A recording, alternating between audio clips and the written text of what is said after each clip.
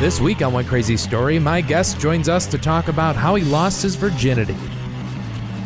The only thing that I remember was she goes, "Do you like anything with urine?" And I was like, "Nope, very much not into urine." Yeah, you can be a virgin and know that. Yeah, You're yeah. like, that's the one certainty right there. And then she goes, "What about blood?" And I'm like, wow. If I said no to urine,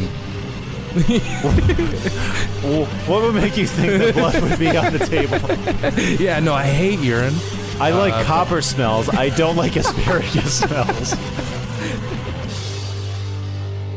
Hello and welcome to another edition of One Crazy Story. I'm your host, Nate Armbruster, and if you're enjoying the show, please do me a favor, give it a review on iTunes. I'd appreciate that. It just helps the show. Also, feel free to share this with your friends on Facebook, Twitter, Instagram, all social media platforms. That'd be helpful as well. If you don't want to, I guess that's fair. As long as you keep listening, that's cool. It's cool of you. And also follow myself or the show on Twitter. Keep in touch. You can find out all things about the show on Twitter, Instagram, Facebook at One Crazy Story, or myself. Find out where I'm performing at Nate Comedy on all platforms. Keep in touch. And if you have anything you want to share with me directly, please send me an email at onecrazystory@gmail.com. That's all you got to do. Send me an email. Let me know if you got a story you'd like to be featured on the show, or if you want to be on the show, let me know.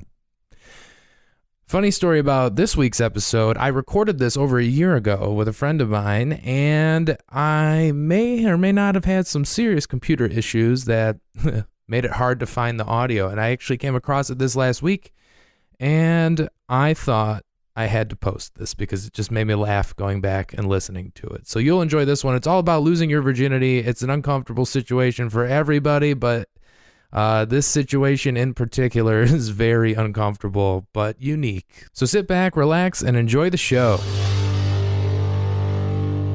This is basically the first time I lost my virginity. Okay. Also, the only time I got sex from doing comedy. So you lost your virginity after you'd started comedy. Yes. Okay. All right. Yep. Yeah, I was a very late bloomer. Oh, I didn't mean it like that. I just meant no. I just meant like. The first time you had sex was like the result of you doing stand-up comedy. That's pretty impressive. It is. Yeah, it's payback for the whole theme of this is I'm a late bloomer. So, okay. Yeah, it was that was the most positive experience, and I'll explain more in depth why. So this was I think it was a year or two in. Mm-hmm. Because I know I was in my 20s. It might have been 3 years in. Mm-hmm. And it was a benefit show in Adrian, Michigan. Okay. Which, for those of you who don't know, there's no direct highway to Adrian. You have to drive, and it was in winter, so there was no lights whatsoever. It was one of those type of gigs. Yeah. So we do the gig, and I'm not really paying attention to who's in the audience, but then afterwards, there is there's a group of people. They're all dressed in like goth clothing, and there's no goth people in Adrian, Michigan.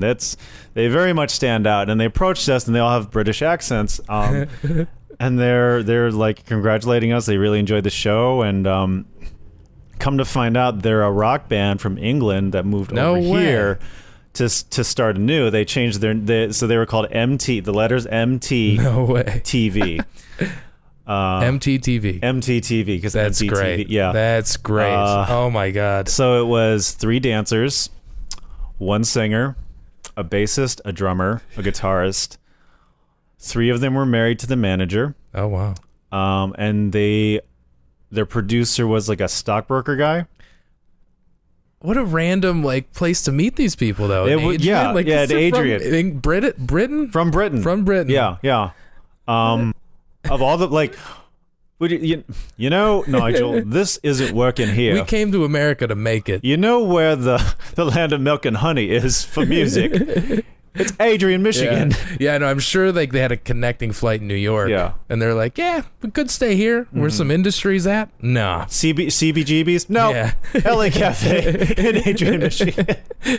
So, wait, were they performing that night too? They were performing later that weekend. I think, later that week. Okay. But we hit it off with them. Like, I got roped into conversations. Yeah. One of the dancers said I was hot. Nice.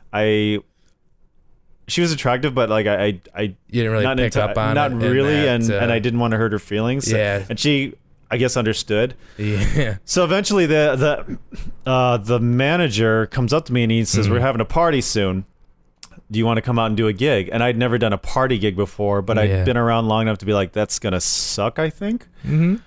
But he was like, well, we'll pay you, and you get as much booze as you want. There you go. I was like, yeah, whatever, sure. Yeah, They seem nice people. Nice paid gig. So he gives me the address. This is during the MySpace days. So he messaged me through MySpace all the details. He says, we'll pay you. We'll give you all the booze you want and all the pussy you want too. And I'm like, wow. Ha ha ha. Okay, wow. rock. Okay, I get it. Music. I've never even been told that though. Yeah. That's the thing. Like that's whatever. Well, what I a thought he was random being thing to guarantee somebody. Right. Well, Like, I thought he was being cliche. yeah, that is kind of funny. 'Cause he was- he's just trying to be funny or something. Yeah, and he was like at the LA Cafe. He was in this suit and he was telling all these boisterous jokes. He was like a regular manager guy. I was like, okay, yeah, I get it. Yeah. And he had 3 wives, so I'm like, Yeah. I get your lifestyle, buddy. Mm-hmm. So I do the gig there. They live in a farmhouse. Oh this my God. big farmhouse, a couple miles outside of Saline. There's another place called, I think it's called Farmington, but it's not Farmington Hills, right? You know what I'm talking Yep, about? I know what you mean. It's called Farmington, but it's like in the middle of nowhere, and they live in this goddamn farmhouse. You never would expect a 9-piece Gothic band What a random place. lives there, and so I get there. Were they renting? They had to have. Yeah. Or I think the producer, stockbroker guy owned it. It's absurd. I love that. That's just where they ended up. Yeah. Sorry, I can't get over that. No, believe me. I still. You're still talking about it. Yeah. Like, we're recording a podcast about it right now. So I get there. It's like an 80s rock party. Yeah. It's a bunch of. Most of these people, I think, are in their 40s. Yeah. So, And how old were you at the time? You're in your 20s. My early 20s. Yeah, okay. So you were probably the youngest person there. Very much so. Yeah, very much so. So you felt a little uncomfortable too, and I would imagine just out of your element a little bit. Overwhelmed because I was still straight edge at the time. Yeah. So I really didn't. The booze thing didn't appeal to me whatsoever, and like. So much people. There's so much debauchery there. This dude passed out and threw up just in the living room, and so that type of party. Yeah, like it was pretty. No, they party hard. Yeah. Well, here's the thing. The guy got his wives walking around in lingerie. Okay. So they're just walking around and very scantily clad, and then they're showing me their music videos, and they're MTTV European metal. You know, like there's one where they're all dressed up as like dead ghosts, and the layers of weirdness just increase. So like I'm talking to all the band members. You know, they're talking to me about comedy. They really love Bill Hicks. Yeah. I'm talking to the stockbroker guy. He's telling me how stockbroking is, but I'm also watching all these scantily clad women walk around. Yeah. And A lot of weird stuff happening. You got the really weird, then you got like, you know, the guy that was a stockbroker. Yeah, and he's dressed as a pirate. Yeah, that's all. He's got this long velvet coat that goes down to his knees, that's buttoned up, and he's got these, you know, like the pirate shirt from Seinfeld. That's what he's wearing because it's his birthday party too. That's so funny. So that's what it was. It was his birthday party, and so they're trying to get him drunk, and then they're showing me around their house, and so eventually I am sitting down, just kind of relaxing. I never really know when to leave a party. I was kind of tired. Yeah. So the guitarist of the band, who's one of the 3 wives, sits down next to me, and we start talking. And eventually, I don't know how we got into just talking about sex in general.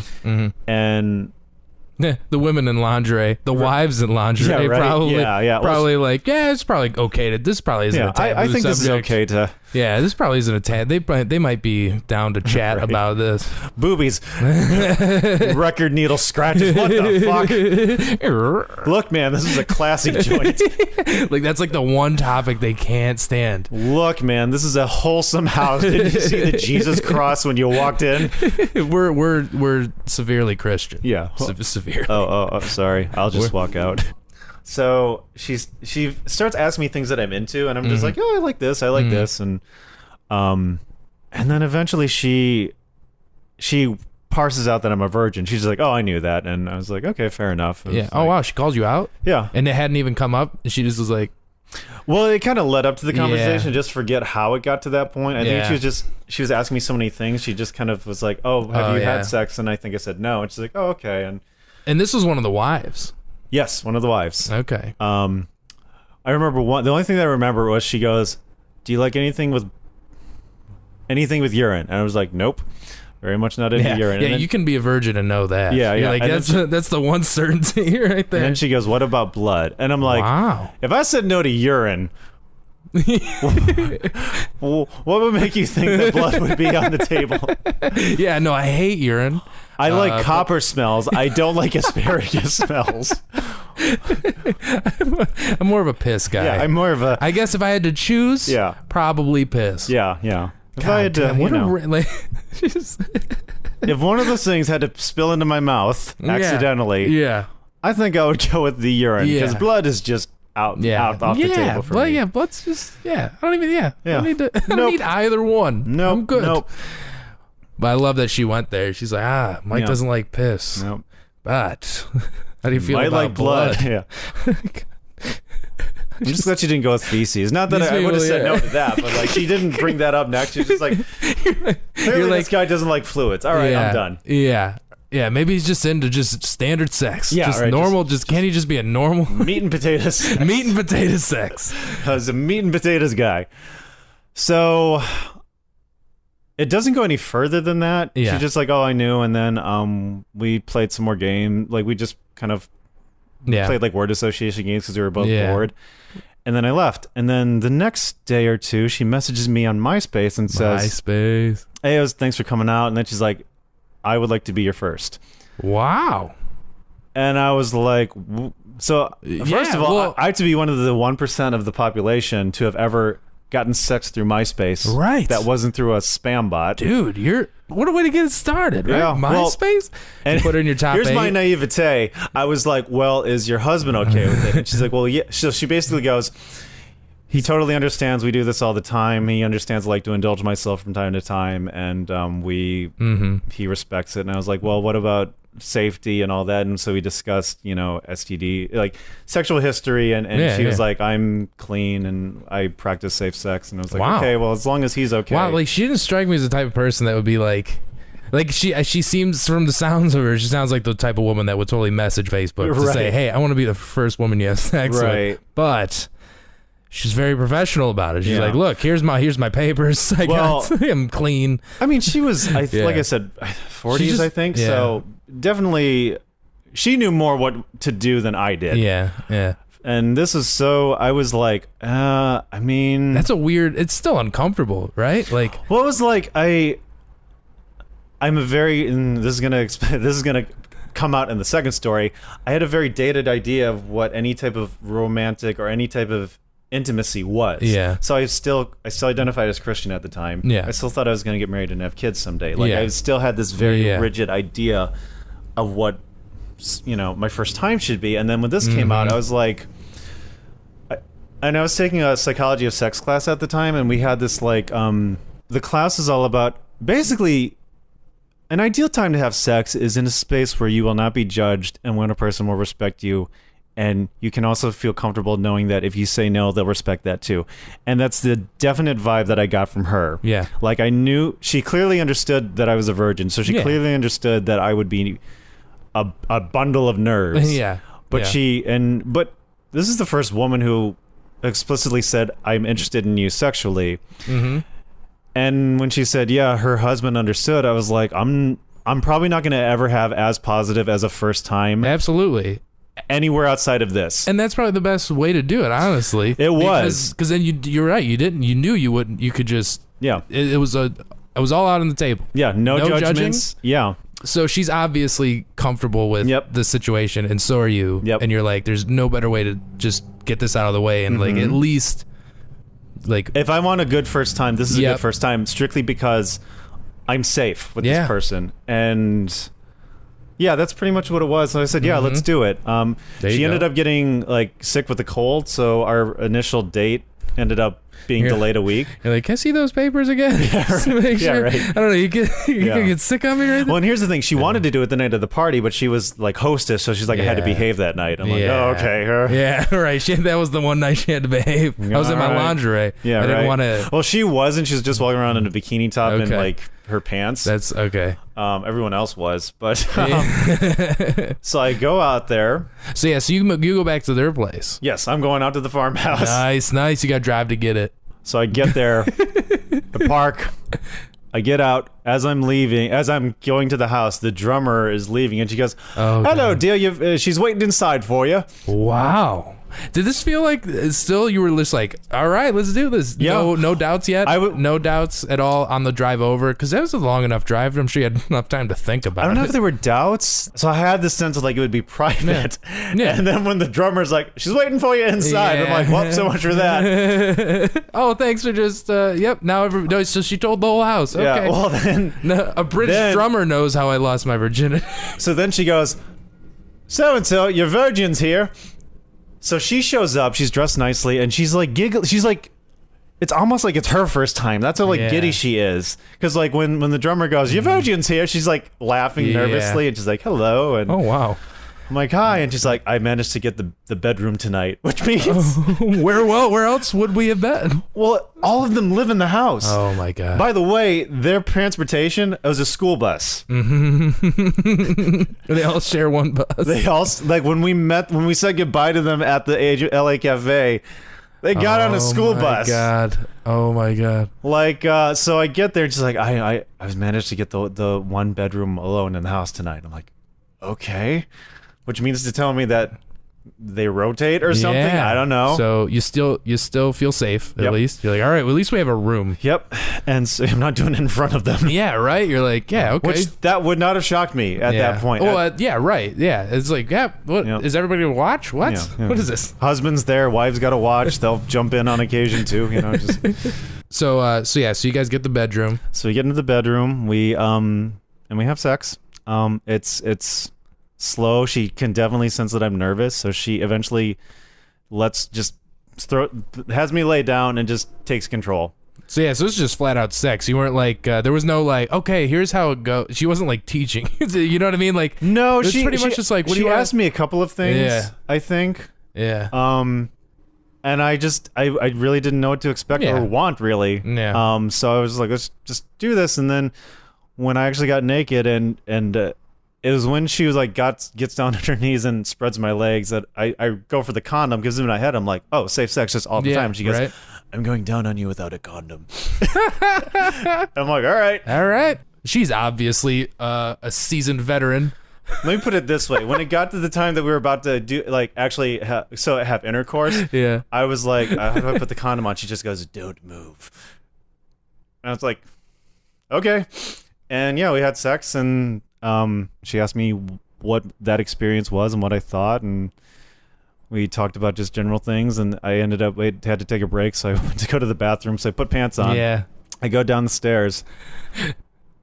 Producer, stockbroker guy is sitting at his computer, which is at a desk right next to the bathroom. Uh-huh. Across from that is the living room where the TV is, where everybody is sitting in watching TV. Mm-hmm. I walk straight to the bathroom. Nobody bats me an eye. What? No, not a hi, nothing. Just don't pay attention whatsoever. Mm-hmm. The producer guy who I walk closer to is busy yelling at the dog because it's acting up and he's trying to get it to quiet down. Yeah. So I just go to the bathroom and then go back upstairs. That was pretty uncomfortable, huh? Or was it kind of nice? Nobody. I was just like, it is weird because I joked with these people. I was like, I spent 2 nights getting to know them and talking with them about stock and what comedy they like and what they did for the band. Like I just not even just a hi.